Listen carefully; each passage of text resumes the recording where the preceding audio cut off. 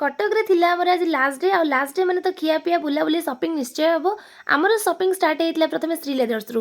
ଏଇଠି ଆମେ ବହୁତ ସାରା ସୁନ୍ଦର ସୁନ୍ଦର ସ୍ୟାଣ୍ଡେଲ ଦେଖିଥିଲୁ ଆଉ ଫାଇନାଲି ଆମ ରୁଚି ଦିଦିଙ୍କ ପାଇଁ ଗୋଟେ ସୁନ୍ଦର ସ୍ୟାଣ୍ଡେଲ ମିଳିଯାଇଥିଲା। ଏଇଠି ମୁଁ ବିଲ୍ କଲା ଭିତରେ ଆମର ଭୁକଡ଼ମାନଙ୍କର ପ୍ଲାନ୍ ହେଇଯାଇଥିଲା ଖାଇବା ପାଇଁ। ବବଲୁ ଆମର ନେଇକି ଆସିଥିଲା ଗୋଟେ ଫେମସ୍ ଦୋକାନକୁ ଯୋଉଠିକି mutton pakora, chicken pakora, liver pakora ଆଉ ୱିଙ୍ଗସ୍ ମାତ୍ର 5 ଟଙ୍କାରେ ମିଳୁଥିଲା। ଗୋଟେ ପିସ୍ର ଦାମ ମାତ୍ର 5 ଟଙ୍କା ଥିବାରୁ ଏମାନେ ପ୍ଲେଟ୍ ଉପରେ ପ୍ଲେଟ୍ ଉଡ଼ଉଥିଲେ। ଆଉ ଆମ ବର୍ଷା ଦିଦି ମୁଁ ଯେହେତୁ ନନଭେଜ ଖାଉନୁ ମନ ଦୁଃଖ ନ କରିକି ଆମେ ଆସିକି ପହଞ୍ଚି ଯାଇଥିଲୁ ସିଲଭର ସପିଂ ପାଇଁ। ସାଙ୍ଗମାନେ ଆପଣମାନେ ସବୁ ଜାଣିଥିବେ କଟକ ଆମର ତାରକସି କାମ ପାଇଁ ବହୁତ ଫେମସ୍। ଏଇଠି ମୋତେ ବହୁତ ସାରା ସିଲଭର ଜ୍ୱେଲେରୀ ସୁନ୍ଦର ସୁନ୍ଦର ଡିଜାଇନରେ ମିଳିଯାଇଥିଲା। ସବୁ ଜ୍ୱେଲେରୀ ପୁରା ୱାଓ ଲାଗୁଥିଲା, କାହାଠୁ କିଏ ବିଲକୁଲ କମ୍ ନଥିଲେ। ଏଇଠି ଆମ ରୁଚି ଦିଦିଙ୍କ ହାତରେ କ'ଣ ଅଛି ନିଶ୍ଚୟ କମେଣ୍ଟରେ ଜଣେଇବେ ଯିଏ ଜାଣିଛନ୍ତି। ଏଇ ସବୁ ହେଉଛି ଗୋଡ଼ରେ ପିନ୍ଧିବା ପାଇଁ ପାଉଁଜି ବଦଳରେ କାଡ଼ା, ଆଉ କାଡ଼ା ଗୁଡ଼ାକ ଏତେ ସୁନ୍ଦର ଦେଖାଯାଉଥିଲା ଯେ କାହାଠୁ ବି କିଏ ବିଲକୁଲ କମ୍ ନଥିଲେ। ଏଇଠି ମୁଁ ଗୋଟେ କାଡ଼ା ଆଣିବାକୁ ଯାଇଥିଲି ଆଉ ଗୋଟେ ଏଙ୍କଲେଟ୍ ବି ଲୋଭରେ ନେଇକି ଆସିଥିଲି, କାହିଁକିନା ଝିଅମାନେ ତ ବହୁତ ଲୋଭି ହେଇଥାନ୍ତି। ଫାଇନାଲି ମୁଁ ଆସିଲା ବେଳେ ଟିକେ ଚାଟ୍ ଖାଇଥିଲି ଆଉ ଟିକେ ମସରୁମ୍ ପକୋଡ଼ା ଖାଇଥିଲି। ରହିଲି ସାଙ୍ଗମାନେ, ଟାଟା ବାଏ ବାଏ, ଜୟ ଜଗନ୍ନାଥ।